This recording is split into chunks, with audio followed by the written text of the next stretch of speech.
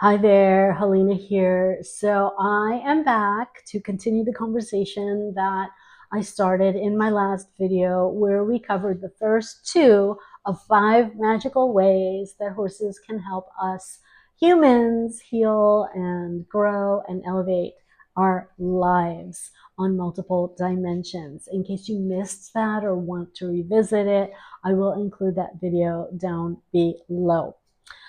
And so we're going to jump right in here because we have 3 more magical ways to go that I want to share with you today. And so the third magical way is regulation. So when we talk about regulating one's nervous system, one's emotions, or emotional state, horses are such powerful allies and guides that can help us do that. I've often said over the years that horses ground my soul, and I never really knew what it was until recent years that really made me feel so grounded and so safe and so comfortable with them. I've also often said that horses and animals, like I have most of my life felt safer and more comfortable with horses and animals than I do most humans. And so, as someone who has experienced different layers and levels of trauma and has had complex PSTD for most of her life. Horses have been a very sacred part of my healing journey, and their presence, just being in their space is very grounding and calming.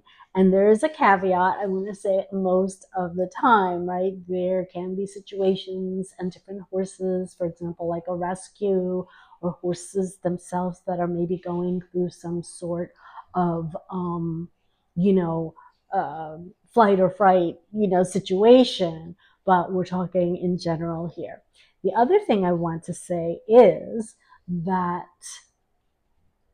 the work that I do, while most of it at this time is remotely through my channeled medicine of the horse, if you will, because research has shown us that our minds do not know the difference between like what is real and what is imagined.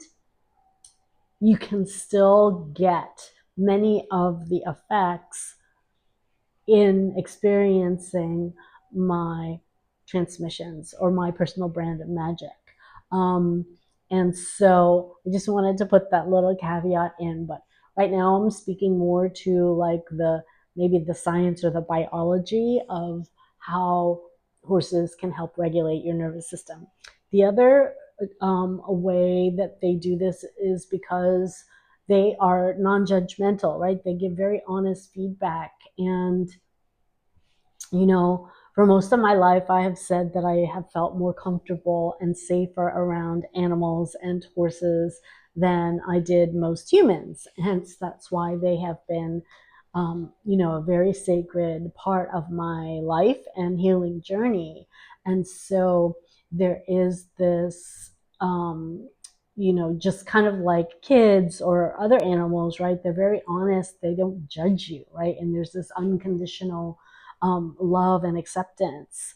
And so that energy for someone who has experienced trauma, so someone who has experienced, say, being like criticized or, betrayed or left out in the cold, that very unconditional love and acceptance is so healing and can really help to regulate your nervous system and help humans kind of if they've had trauma or been somehow disconnected from their body through the trauma. With the horses, there's this very visceral experience, and let me know if you've experienced any of this below. If you're a horsey person or if you've been around them, how their presence again is so magical in that they are so wildly attuned to their environment. And so if they sense someone is like having certain, like, say, unprocessed emotions such as grief or sadness or anxiety or whatever it is, right? They will pick up on that. And again, if it's the right horse and the right match, right? They, and they're not reflecting, like, that's a whole other conversation. But, and I think we touched on that in the last video, but their presence, which is non-judgmental and, very grounded, right, can really help to regulate your nervous system and get into a more relaxed state, and get out of that flight or fright or freeze state. Okay. So there's that piece. And then, of course, the non-verbal, right, communication, the body language. They're so good at reading that. Again, they're going to really notice the energy and the truth of what you are bringing to the barn, so to speak, or the pasture, or wherever you're hanging out with them. And again, they can really just help you because of their strong, steady, grounded energy and heartbeat and ability to regulate, like with the herd, like especially if you're working with a herd, then that also is a whole other dynamic that can be very powerful. They are going to help the human or humans better regulate their nervous system. Okay. The fourth powerful way that horses can help us heal and elevate our lives is what I like to call settling into our sacred seat. So, and these are all kind of connected, but I'm just explaining it in my own experience and language. And of course, for me, that expression came from, riding and sitting on their back. And for me, it was such a gift and a blessing the first time I ever sat on a horse's back. And so that feeling for me, like, which is like none other, and like this freedom frequency that I can't put into words, there is an anchoring and a grounding that happens naturally when you're sitting on their back. And I want to bring in a little bit of energetics here, a little bit of Carl Jung's work and research that I've come across to explore this concept a little bit further. So Carl Jung, when I did research about like the symbolism of horse, and then of course bringing in the dark horse, which takes things even deeper, but of horse in general, he says that they represent our life force energy, our the sacred sexual energy, right? Actually, and especially that of the masculine, right? So, that's hopefully not too hard to understand, right? So when you think about the masculine energy as being supportive, right? Being protective, being the one to, support and protect and to hold. And then for me, the physical act of sitting on a horse's back, when I started expanding my awareness around all of this and my mind-body connection and all the things, something started coming together where I realized that for me personally, a lot of the healing was happening because I felt safe and supported and held energetically by this masculine energy, like this powerful 1,000-pound masculine energy that was literally supporting my weight, right? And holding me. And if we can bring, if we can get even a little more visceral and physical and biology related, right? When you're sitting on a horse's back, right, your hips and your pelvis are involved. And our hips and our pelvis and our legs, right? Like, that's the root of our being. That is our physical sense of safety and stability. And so the act of consciously, mindfully, intentionally sitting on a horse's back and then being carried and held and supported by that horse, for me personally, has been a powerful healing of the divine masculine energies for me, both within myself as well as like interrelationally, if that makes sense.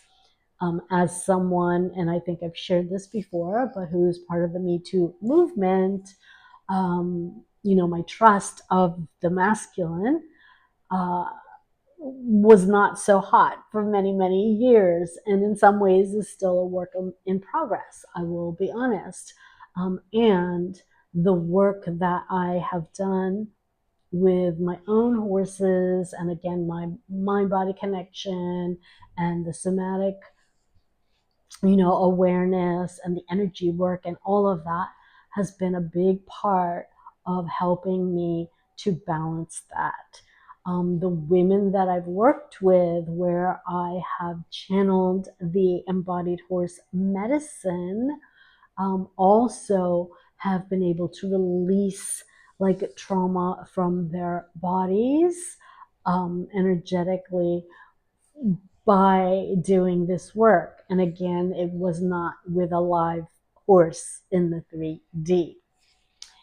There is, and I'm, feeling called to offer this if you are here, because I'm talking about the settling into the sacred seat. I have a very special and sacred audio process, a recording, a transmission that came through while I was riding my beloved Indigo a while back. And I take you through this process to connect with your sacred seat and really like expand your awareness in that area.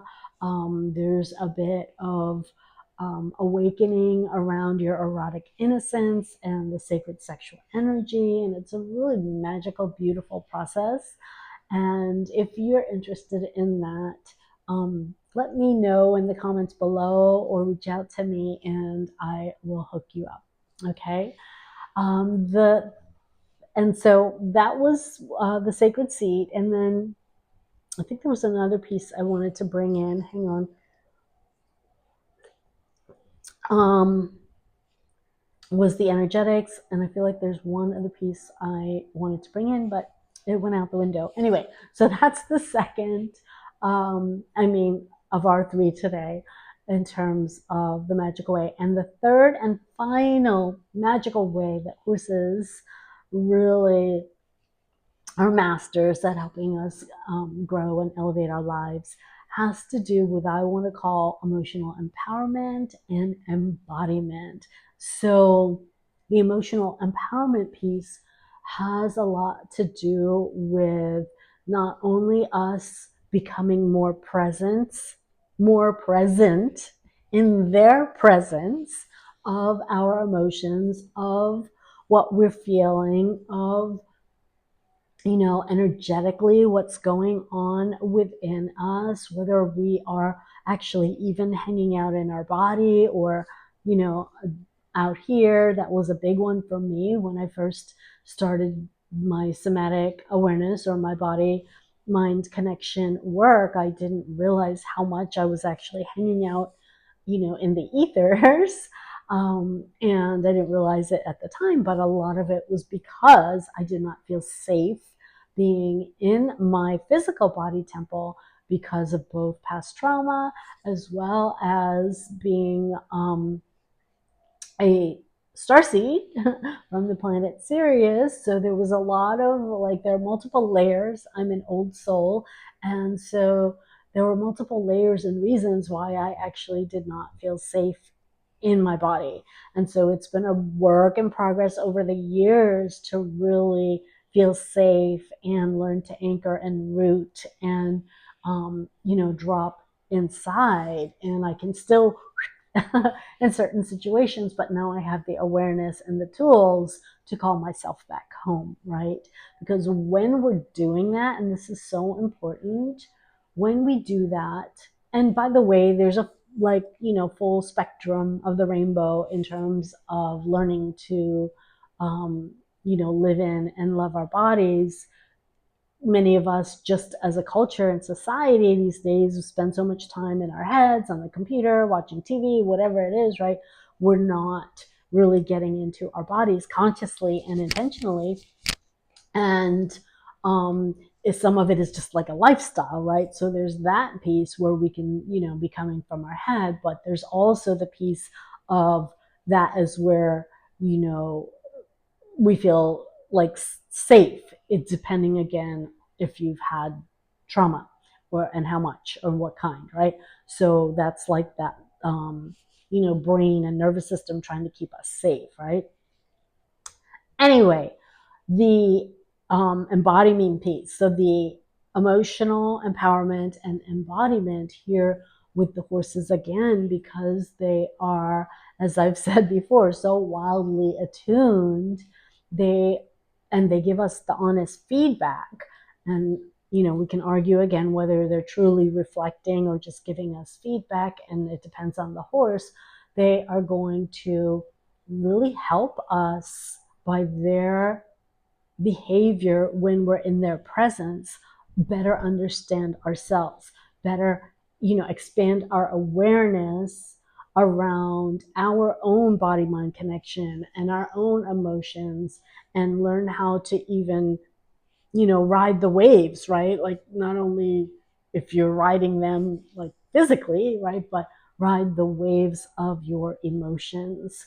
And we know that emotions are energy in motion, and that is a skill and a practice to learn, the emotional agility, stability, freedom and mastery ultimately of our emotions, not from a place of controlling. Okay, I want to be clear, because we don't want to do a spiritual bypass, and we don't want to avoid or stuff or suppress our feelings. That's not what I'm talking about.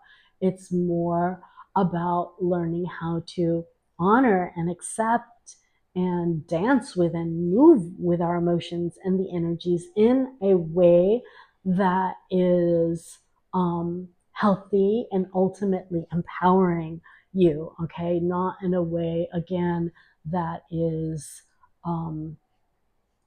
creating, more suffering or pain. This is not what I'm talking about either, right? So we don't want to do a spiritual bypass, and we don't want to like hang out and go on a downward spiral and like, hang out in that place either. That's not what I'm talking about. There's a place in between where we get to learn how to, again, like ride the waves and dance with the emotions in a way that is healthy, in a way that the energy gets to move through you, okay?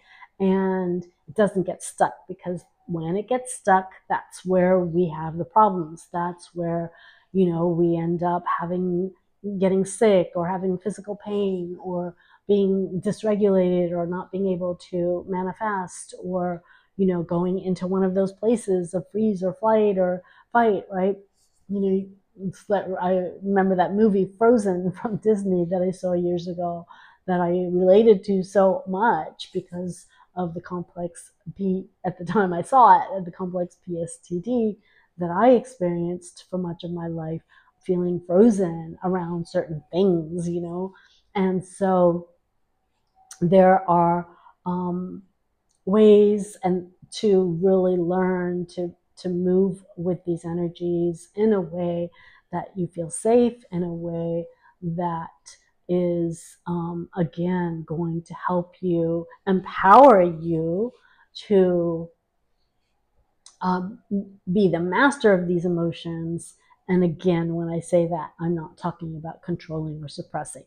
So hopefully you can get the subtlety of what I'm talking about.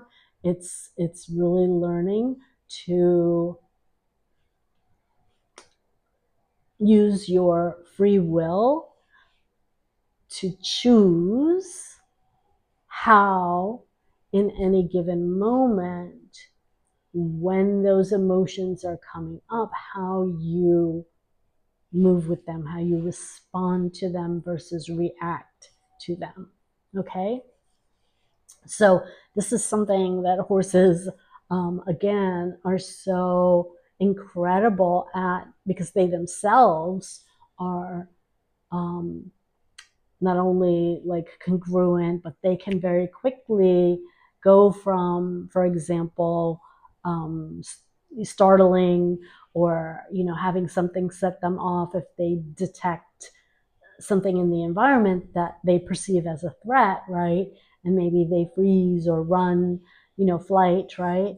But then 5 minutes later, 10 minutes later, right, they're back to grazing and, being chill and, so it's like they're literally moving and dancing with the energies, the emotions in real time, and um, they're not suppressing them. And actually, I feel called to share an example that I heard, and now I can't remember who I heard it from a while back ago. But it was the trash can analogy, which really landed for me, and I feel called to share it with you. And that is, when we are stuffing our emotions and our feelings, which I did for most of my life, because we're not necessarily taught how to, or have the awareness. Maybe our parents didn't know and they didn't have the awareness, right? So it's no one's fault. But once you have the awareness, right, now we have not only the opportunity, the option, and even the responsibility to get to choose differently, right? Now we get to empty out the trash. And when we don't do that, okay, and we just pack it down and stuff it down and stuff it down, like, first of all, one example is the classic example of when you bite your tongue and don't speak your truth, and you're holding something in, you're holding it in, and then one day, right, you just explode like a volcano, right? That is the classic example. The other example is this garbage can. When you keep stuffing this trash, you keep stuffing these emotions that you're viewing as trash. You think it's wrong or bad, or and I used to too, like, to have these feelings, right? So we stuff it and we stuff it and stuff it, and eventually that trash is gonna stink, right? And I don't care how much whipped cream or positive thinking you put on top of it, it's still there. And the trash needs to be emptied at some point, right? And so that is so important. And so I just felt called to share that analogy. And this is where horses, again, whether it's in the 3D and you do work with them with some kind of assisted or equine guided experience, and or the work that I do, again, because it's primarily remotely, um, I have some really magical and powerful processes that I have um, cultivated over the years to really help to move these energies, to dance with these energies, to ultimately alchemize your anger, learning how to literally ride your rage like a wild stallion, if you will. Learning how to really transmute and transform, like, the shame and the pain and the blame and any of these heavier, ucky energies, so that, number one, they're not weighing you down anymore and creating energetic imprints and blocks in your system, and dysregulating your nervous system. But number two, we actually get to use those feelings, those emotions, as fuel for our success. And so, I want to finish on this note of sharing with you about my dark horse alchemy process or method that I have used personally and helped clients with to alchemize like shiz into gold, to alchemize again the anger, the rage, and all of the heavier energies, the frustration, the stagnation, even jealousy, resentment, all of these energies that we can, view as wrong, right? Like I used to make myself wrong for feeling angry, and I felt broken. There's something wrong with me. I felt like a bad person. And what I want you to know, if you take nothing else away from today's video, is that you're not broken and you're not wrong for feeling those feelings. Your feelings are valid and they're trying to tell you something. And really, at the end of the day, they are actually the portal. Like those feelings are the portal to your power. Those feelings are the fuel to your success. And when you know how to work with those energies, as I have guided again both clients and myself through, where you can alchemize them into something better. So for me, just a few examples.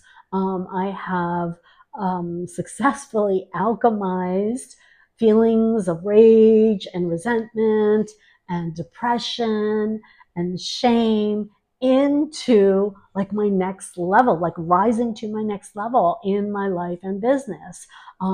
In the moment when things are going on, I've been able to channel them into more content creation or creating a new offer, and creative flow.